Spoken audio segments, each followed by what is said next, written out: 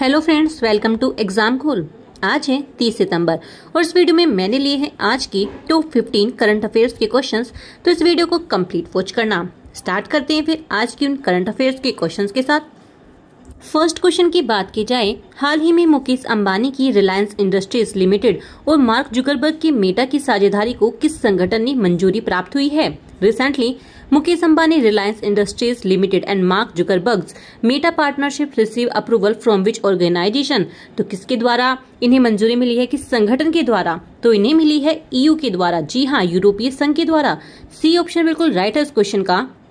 EU यानी कि यूरोपीय संघ ने रिलायंस और मेटा की साझेदारी को मंजूरी दी है। यह साझेदारी डिजिटल सेवाओं और तकनीकी में निवेश बढ़ाने के लिए है। सेकंड क्वेश्चन की बात की जाए तो हाल ही में राष्ट्रपति द्रौपदी मुर्मू ने किस उच्च न्यायालय में 24 न्यायाधीशों की नियुक्ति की है? Recently president Droupadi Murmu appointed 24 जज इन विच हाई कोर्ट? तो किस हाई कोर्ट में नियुक्ति की है 24 न्यायाधीशों की? तो ये की गई है इलाहाबाद उच्च न्यायालय में। बी ऑप्शन बिल्कुल राइट है इस क्वेश्चन का। इलाहाबाद उच्च न्यायालय में राष्ट्रपति ने एक साथ 24 नए न्यायाधीश नियुक्त किए हैं। यह देश का सबसे बड़ा हाई कोर्ट है।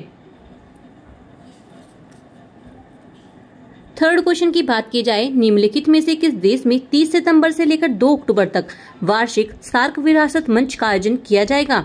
इन which of the following countries will the annual SAARC heritage forum be organised from September 30 to October 2? तो कौन से देश में होने वाला है इसका आयोजन? तो ये होने वाला है श्रीलंका में। सी ऑप्शन बिल्कुल राइट है इसका। सार्क विरासत मंच 2025 श्रीलंका में आयोजित होगा, जिसका उद्देश्य दक्षिण एशियाई देशों की सांस्कृतिक धरोहरों को संरक्षित करना है।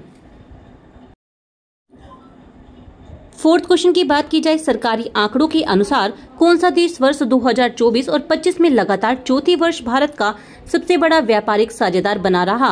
According to government data, which country remain India's largest trading partner for the fourth consecutive years 2024 से 25 तक? तो कौन सा देश रहा है सबसे बड़ा? तो ये रहा है अमेरिका। जी हाँ, बी ऑप्शन बिल्कुल राइट इसका। भारत का सबसे बड़ा व्यापारिक साझेदार अमेरिका है, जिसने लगातार चौथे साल इस स्थान को बरकरार रखा है। फिफ्थ क्वेश्चन की बात की जाए, हाल ही में किसके द्वारा नई दिल्ली में वैश्विक खाद्य नियामक शिखर सम्मेलन 2025 के तीसरे संस्करण का उद्घाटन किया गया है? Who recently inaugurated the third edition of the global food regulators summit 2025 in new Delhi? तो किसके द्वारा किया गया है ये? तो ये किया गया है जगत प्रकाश नड्डा के द्वारा। बी ऑप्शन बिल्कुल राइट है इसका। ये केंद्रीय स्वास्थ्य मंत्री हैं, इनके द्वारा शिखर सम्मेलन का उद्घाटन किया गया है, जिसका उद्देश्य सुरक्षित खाद्य प्रणाली सुनिश्चित करना है। सिक्स्थ क्वेश्चन की बात की जाए, केंद्र सरकार ने साधारण चांदी ज्वेलरी की आयात पर कब तक प्रतिबंध लगाया है? Until when he was the central government banned the import of plain jewellery, silver jewellery? तो कब तक बैन लगाया इन्होंने? तो ये लगाया है इन्होंने 31 मार्च 2026 तक इस पर प्रतिबंध लगाया गया है। यानी कि बी ऑप्शन बिल्कुल राइट है इस क्वेश्चन का। सरकार ने घरेलू उद्योग को बढ़ावा देने के लिए साधारण चांदी ज्वेलरी आयात पर 31 मार्च 2026 तक प्रतिबंध लगाया है। सेवंथ क्वेश्चन की बात की जाए तो हाल ही में आए सुपर टाइफून रगासा के कारण किस शहर ने अपनी सबसे उच्चतम चेतावनी जारी की है? Due to the recent super typhoon रसागा which city issued highest warning? तो किस शहर ने की है ये हाईएस्ट वार्निंग जारी? तो ये की है हांगकांग ने। जी हाँ, सी ऑप्शन बिल्कुल राइट है, हांगकांग। सुपर टाइफून रगासा के कारण हांगकांग ने T1020 जारी की है, चेतावनी जारी की है, जो कि उच्च स्तर की चेतावनी मानी जाती है।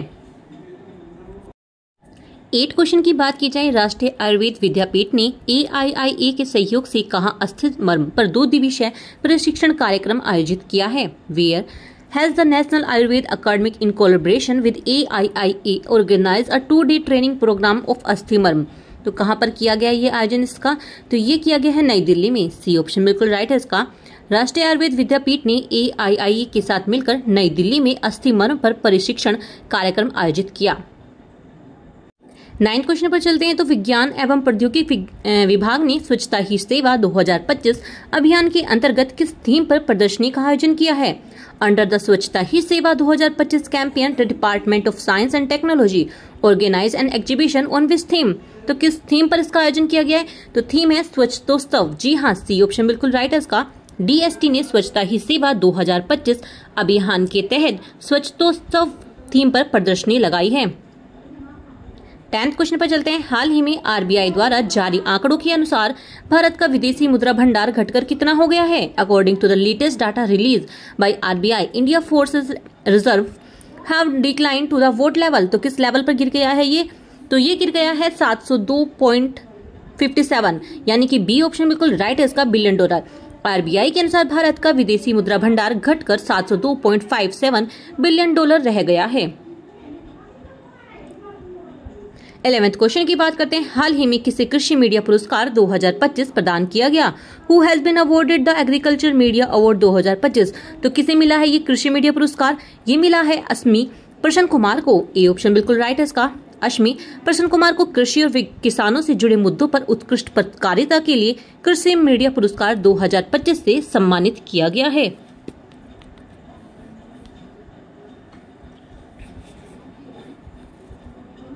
चलते हैं 12th क्वेश्चन पर। तो भारतीय वनस्पति सर्वेक्षण के पहले कवक वैज्ञानिक निदेशक कौन बने हैं? Who has become the first mycologist director of the Botanical Survey of India? तो कौन बने हैं ये बने हैं कनान दास। ए ऑप्शन बिल्कुल राइट है। कनान दास मशरूम और कवक अनुसंधान के विशेषज्ञ हैं और वे बीएसआई के पहले कवक विज्ञानी निदेशक बने। अगर आपको मेरी ये वीडियो पसंद आ रही हो तो प्लीज जाना लाइक करना, शेयर करना और चैनल को सब्सक्राइब करना मत भूलना। 13th क्वेश्चन की बात करते हैं। भारत ने किस संस्थान को संयुक्त राष्ट्र एआई उत्कृष्टता केंद्र के रूप में नामित किया है? Which institute has been distinguished as the UN centre of excellence in AI by India? तो किस संस्थान को नामित किया गया है इसमें? तो ये हुआ है आईआईटी मद्रास। बी ऑप्शन बिल्कुल राइट है इसका, आईआईटी मद्रास को भारत ने संयुक्त राष्ट्र एआई उत्कृष्टता केंद्र के रूप में चुना है, जिससे वैश्विक स्तर पर एआई रिसर्च और नीति को बढ़ावा मिलेगा। चलते हैं 14th क्वेश्चन पर। तो भारत का पहला डुगोई संरक्षण रिजर्व किस राज्य में स्थित है, जिसे IUCN से मान्यता प्राप्त हुई है? India first dugong conservation reserve recognised by IUCN is located in which state? तो किस स्टेट में है ये? तो ये है तमिलनाडु में। सी ऑप्शन बिल्कुल करेक्ट है, तमिलनाडु। तमिलनाडु के पाबन क्षेत्र में भारत का पहला डुगोई संरक्षण रिजर्व स्थापित किया गया है। IUCN ने इसे मान्यता भी दी है। चलते हैं इस वीडियो के लास्ट क्वेश्चन पर। तो भारत का पहला केंद्रीय उतक बैंक किस शहर में शुरू किया गया है? India's first central tissues bank has been started in which city? तो किस सिटी में स्टार्ट किया गया ये भारत का पहला केंद्रीय उतक बैंक? तो ये स्टार्ट हुआ है दिल्ली में।